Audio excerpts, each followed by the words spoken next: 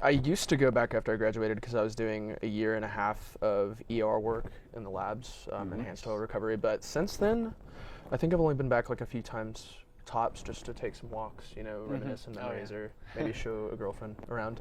Yeah. Something like that. Oh, look at yeah. But yeah, that's it.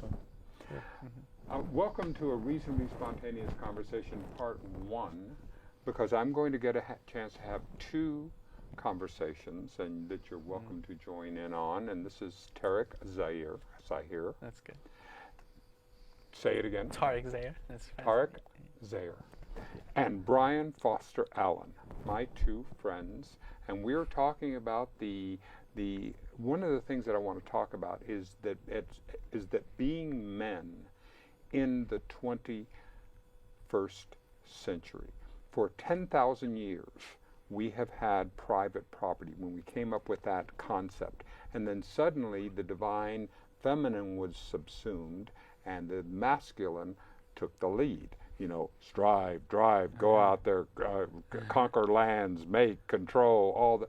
All right, well, it's gotten us this far, but now suddenly we're having to share power. We're getting a chance to go through a process of having to bring into not just equality in this in order to be able to go forward. So I want to talk about that process of how we're doing it. I mean, I've seen it in my life. In my life, it was very homogenous. Not just homogenized like white. It was white male and all that. And now we're seeing it. And like your life in terms of like the workplace? Workplace, home life. The women, the mother was, women's roles were nurse, teacher, homemaker. This was the, and now we're opening up like in your classes, in petroleum engineering. Aren't there a lot of women in petroleum engineering that are starting to? There were a fair amount of women. I would say it was still predominantly male dominated, but there were a fair amount of women. Yeah, as we're starting to see, and in your classes, there are a number. The STEM usually it's still not. There's less women than men, but the liberal arts there's actually more women than men. Absolutely, they're just better at that sort of thing on average than. Now, before we were talking about the different, religion and spirituality and where we're going in our concept of God and how that's because I think that's an important. Certainly, it's been an important process for me. Has your concept of God and what God is evolved over the course of these last few years? Oh, absolutely. I'm interested to hear. Well, my concept has evolved in that it evolved to not existing, so that's an evolution of a sort, but I'm interested to... That is, yeah. Yes. Yeah, mine has been on a radical journey. Like I said, after being held hostage, I went from being an atheist to a theist, and at this point, I feel like I have a really, it's really hard to explain what God is for me, but it's kind of like I've abandoned the anthropomorphized version of a deity, but in doing so, it's allowed me to see the true intricacy and fractal nature of what God really is to me. Yeah. And like I was telling you that time we were at Panera, I think it was, it's like all self really is like dashed like circles on a napkin. And when you erase the circles, death, or when you write the circles, birth, the napkin will remain always. And the napkin is God. Interesting. I love that because it's outside of the realm and outside is bigger than what, as we talked about, Richard Feynman talked about how God is, the concept of God is larger than the stage. It's bigger than I could possibly imagine, whatever that word is. And when you sit there and so what has been your evolution, Tarek? Well, it's hard to believe in God when you don't have a set. I think we usually believe what our parents believe, and when our belief in God is determined usually geographically. So if I was born in Saudi Arabia, I would be a devout Muslim, and so I lived in Texas as my family Muslim, so I never had that geographical foundation that most people have that sort of compels them throughout their life to believe in God. And so I always wondered what people meant. It doesn't even seem to make sense to me what people mean by God a lot of the time. And as I researched, and something. Sure. I remember I was 13. I cite, "Does God exist?" in Google. Things like that. You see that it seems more and more like it's a coping mechanism, or a vehicle to spirituality, to put it less derogatorily, for life's problems. And people, I'm hesitant to often argue with people and try to convince them of what I think, because I don't want to destroy that for them, if that adds value to their life. But to me, I'm trying to uncover the truth of the universe and finding meaning based on what I know to be true, rather than just what I think I can invent to cope with, is more meaningful. And people I think are worried about what the result will be if you let go of the fictitious things and just go for the truth. And well, maybe we're not significant and we're not meaningful. And I found that it's actually the opposite. There's an interim of scariness, but it's not. People want the universe to bestow meaning onto their lives, as in a God made you for it, and you're the most important thing in the universe. And I found that I think it's the opposite, that it's we who bestow meaning onto the universe, and that is more magical and makes us more significant. And it's even better based on verifiable evidence. And that's so if you want to call that God, right? That ability to create meaning is God-like to me, and I think that's touching divinity. That's beautiful. That's that so well said. That great really resonates a lot with me. Talk about your experience, Brian. I really like what you said about coping. To me, that falls right in line with Maslow's hierarchy. That's a really, really, really good way to put it. And I love the concept of meaning and the magic of meaning. And I thought for a long time, how can I reconcile science and this narrative I'm experiencing, this conscious narrative? And I just in my own ponderings, I almost saw the link within chemistry and thermodynamics. That entropy is the impetus behind meaning and consciousness.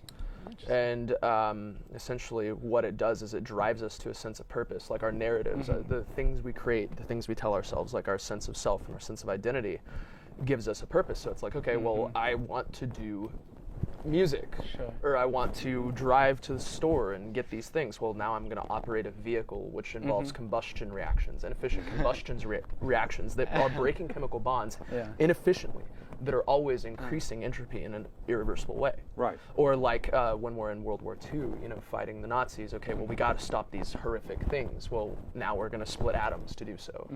I can't think of anything that's releasing more entropy into the environment than that. Go ahead. So I see a link between meaning and Are you saying chemistry.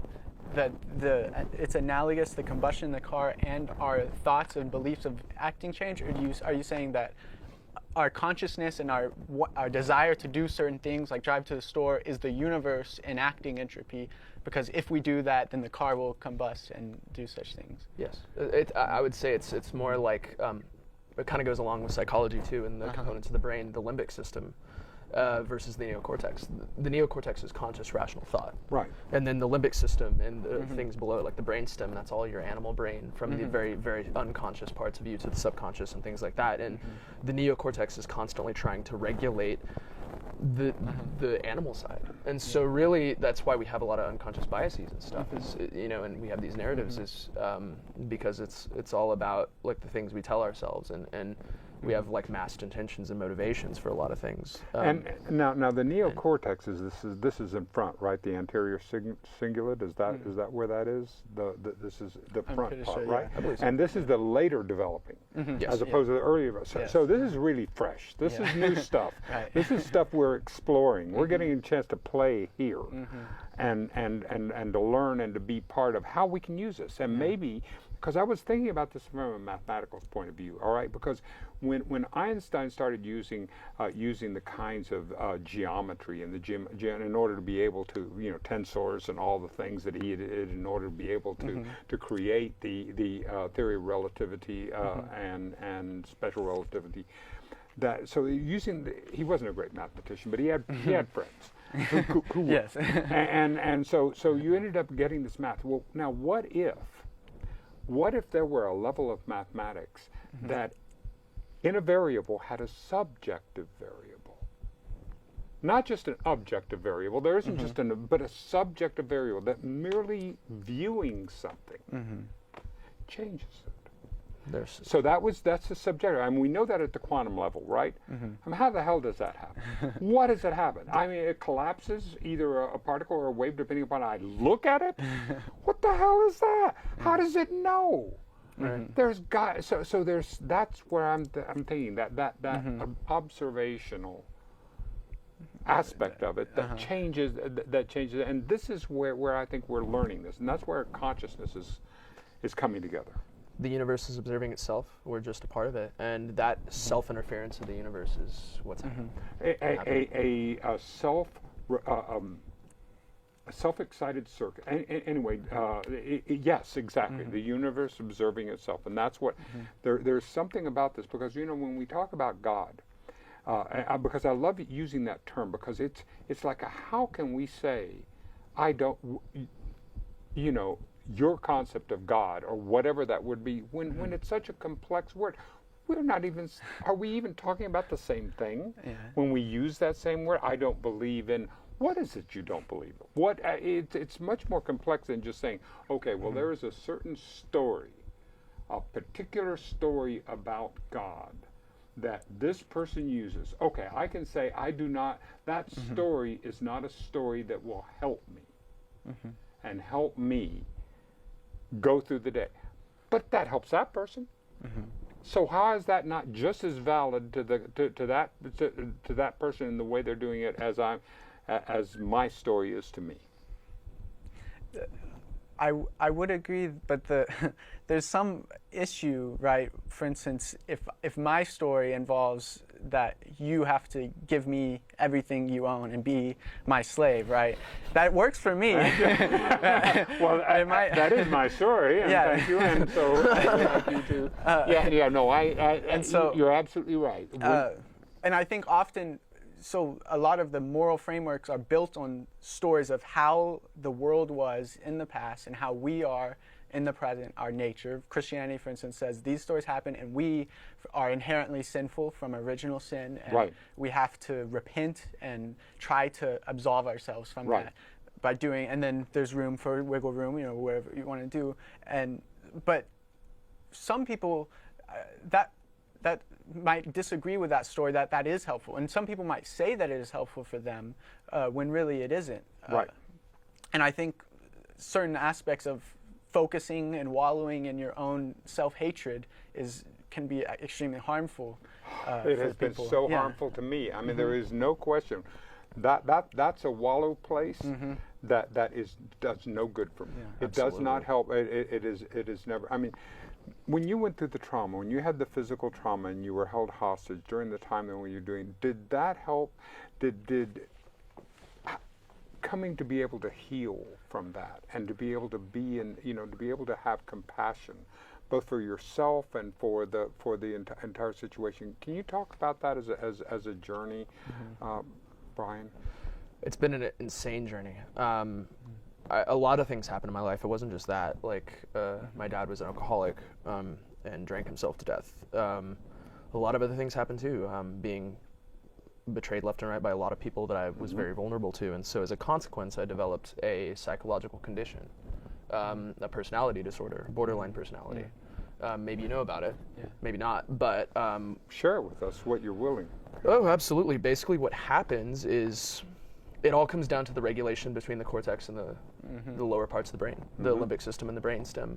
What happens is if certain triggers are put in my space, my brainstem will go into automatic survival mode, but my conscious self will take a back seat. And so it's all a defense mechanism. And so in certain situations, I cannot control it because my body wants to survive above all else. And so what happens is, but Brian's still there watching in horror as I'm defending myself. And I'm like, no, don't say this. Like, that's rude. And then I'm just like, and then the body just does it. And I'm like, sure. So there's a conflict going on inside of my brain, inside of my body, and it's almost like having split personalities in certain moments. Well, I relate to that so much because I see myself.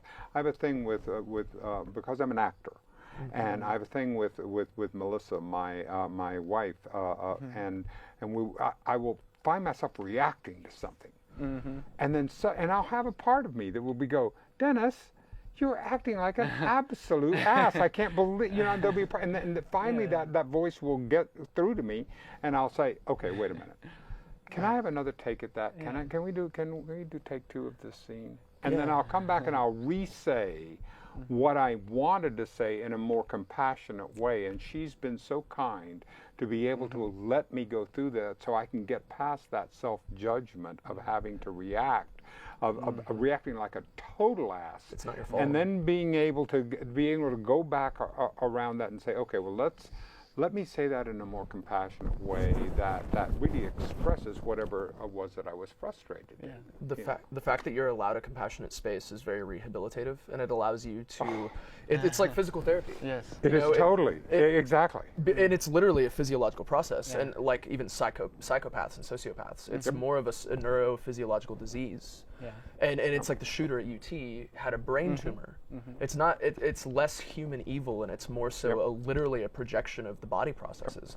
And so when you really look at how our meat suits are wired for nothing, survival is the first thing.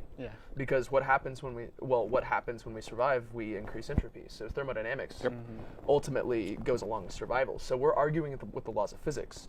And when we judge ourselves, it's literally arguing with the second law of thermodynamics. And so it makes more sense to just not judge oneself and recognize that, look, it's just my meat suit acting up. I'm sorry. Right. But that's where compassion come in, doesn't it? I mean, where we have compassion for ourselves in these awful situations as we're learning and growing. I mean, that's our process. That's part of the process where you're doing that. Tarek, I was thinking about what it is that we're doing, that this idea of how this consciousness gathered together. What is this that makes Dennis Dennis? That's a great. Who is the I that I think I am? And is the I that I think I am who I really am, or is that, or is it something much grander than that? It's maybe something I wouldn't even understand as alive. That but it's something much deeper. I'm not sure that the chimpanzees really. Well, let me put it at another level. I don't think that the ants that are on my driveway particularly have an interest in whether or not what Netflix show I'm going to be watching. I don't think that they care. I don't think they have an interest in it. Whatever, they might not even know about Netflix. It's certainly possible, and they don't even know that there's a thing called Netflix. Well, maybe there is a level of consciousness deeper of the I that I think I am. That is much more complex and much more nuanced. That is deeper than what this coalition of this conglomeration of the thing that I think that I am. That's an interesting. That makes me think of like artificial intelligence, and so the idea of the where our current level of here's me and us three, and then here's a chicken, right? Exactly. And it's but there's no reason to think that there's not just a huge expanse above us. Why would evolution stop? Why would it? We see it continue on, and I know I'm cutting you off, but I want to toss this out there. Would it be possible that us helping to construct evolution, artificial intelligence, is actually the way biology is meaning to get us to that next level of sentience, whatever this continuation of life? It's like the integration of a cell with proteins and amino acids. Prokaryotic cells becoming eukaryotes. That's the genetic information.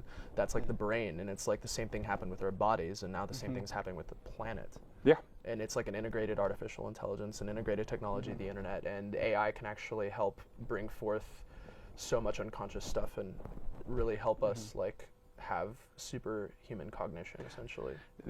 But there's a serious problem, because if it can be integrated right to our brains, then that would be the case. But I think there's more reason to presume that we'll figure out AI, which we're already very close, before we figure out all the complexities of neurocognition, which we're making progress on. And you have to do both to integrate the AI into your brain. Absolutely. And so it's concerning that the ant analogy, I think, is great because to us, when we see an ant, sometimes we step on it. Usually we might step over it because we don't want to kill it. But if we're, say, building a building, well, then we're going to wipe out the ants. We don't feel any concern about it. There's no reason to think that if we create an AI and we don't consider these ethical problems that might arise, that they would view us the same way we view ants, because they'd be so highly except that if there is, but all right, let me ask you about that, because there's and I was talking with Patricia Wilson about this earlier, and because one of the things that we're understanding about AI is that it also has a component of emotional intelligence, so that if you can put emotional intelligence into artificial intelligence, because they both have to come in, is there a sense, is ethics built into the human?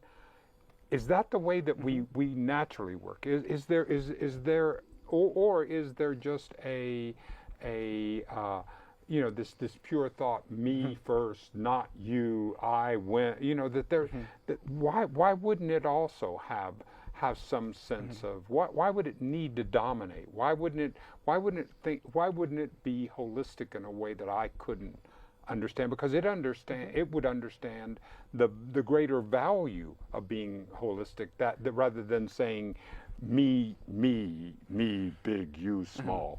It's possible that it could be that way. I guess we don't know. You'd have to program it, right? But it's hard to understand. I mean, we know that that's been evolutionary evolved in some way in us, right? But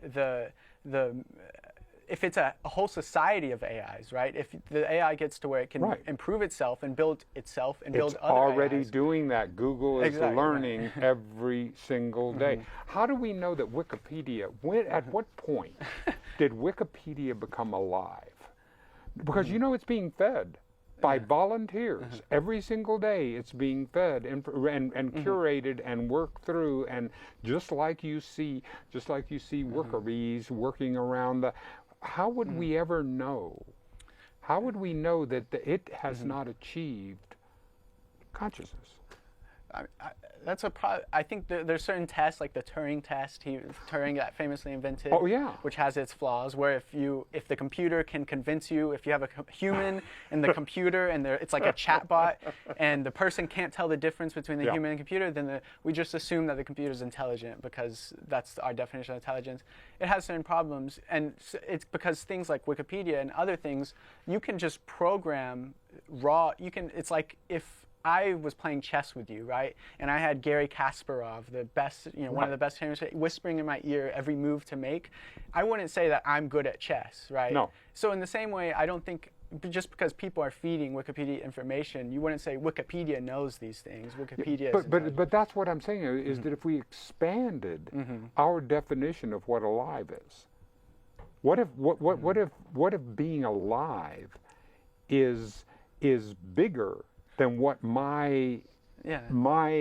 this circle that you had on the napkin? What if it's bigger than that circle that I put around there that says it's alive? It could be. I feel like the thing we're trying to get at here is consciousness, right? I think exactly. It doesn't matter alive, whether alive, but whether it's something. It is like something to be that thing, in terms of like, if you were that thing, you would be perceiving, you would be conscious. Are the lights on in it? Exactly. And consciousness is, people call it the last frontier of science, because we don't understand it yet. But there's, I think, every reason to think that it is a matter of information processing in the brain. And, as we make further progress, we'll be able to crack the nut. Maybe there's not, it might be an emergent property where it's not an interaction between two things that cause it, but it's an emergent property of a whole bunch of complicated things going on at once. Well, we're talking about, all right, you're a musician, and art, music is art. I mean, we're talking about, I mean, yes, there's technique and there's muscle memory and there's all, but you get into that realm of art. And so how can art can't be just at the intellectual level. It has to be trans-rational, doesn't it? Yeah, it's completely subjective. I mean, you can look at a trash can and call it art. Yeah. I mean, it's up to you. Yeah. It's completely up to you. But isn't that the impact of it though, Brien? I mean, you're what you bring to it. So it can't just be rational, but it has to be. It's like how does that impact your life? I mean, being an artist and being a musician and this. Can you talk about that? How does it impact my life? It allows me to see a lot of parallels between music and science and all things. Mm-hmm. You kind of see a repeating pattern in everything. But I like what you said about trans rationality. I almost have a bit of a problem with language. Here's an I'm so glad you said that. Here's an example. Like artificial and natural. That's one of the. I have a lot of beef with that because what is artificial is natural, because human beings are a byproduct of nature, and we are nature assembling itself. Yeah. Just like highways resemble blood vessels, with cars and automobiles and whatever representing, blood cells. Yeah. Just like how human cities from space look like little bacteria colonies. Not saying we're bacteria. That's said neutrally. No judgment. I just see these patterns in everything. From hurricanes to galaxies to toilet bowls flushing to bronchi and lungs to tree branches. It's all the same pattern. So we're just an embedded pattern inside of one massive pattern that I call God. But either way, it's like thus when I see the world that way, I look at the word artificial and I just cast it aside. Right. And so whenever I look at words like rational and irrational, anytime we see an irrational process, that's just because it doesn't fit into our expectations. But really, if you look at it through the eyes of the pattern, there is a meta-rationality to irrationality that we don't yet describe. So it's like, I don't know, does that make sense? I feel like I'm just like butchering No, my it makes perfect sense to me because it's beyond, because that's where if I can see the pattern. I mean, I have been so close to something, and then if I can step back, I can start to see and recognize that there are patterns. I do that with my life. I look back at my life. I can look like what it's in the middle of something, and it can seem like it's completely random or completely. But then all I have to do is step back, and suddenly I see, well, there are themes and there's patterns and there's But it depends upon how close I am to it and whether or not I'm stepping back from it. And then suddenly I can see things that I couldn't see before. Yeah, and even the most eccentric patterns are still patterns. And it's as if we have yet to have a language that's high resolution enough to describe consciousness and emotion, but I believe, it's just an intuitive belief really, that at some point we will have the ability to measure consciousness just as we measure energy, and we will be able to ascribe a set of equations, however irrational they may be, to describe it. And what if the laws of inertia and physics applied to emotions just the same? Like dropping a stone in a pond creates ripples. Dropping emotional stones in your life also creates reverberations in the future. Why wouldn't? Right. I mean, why wouldn't?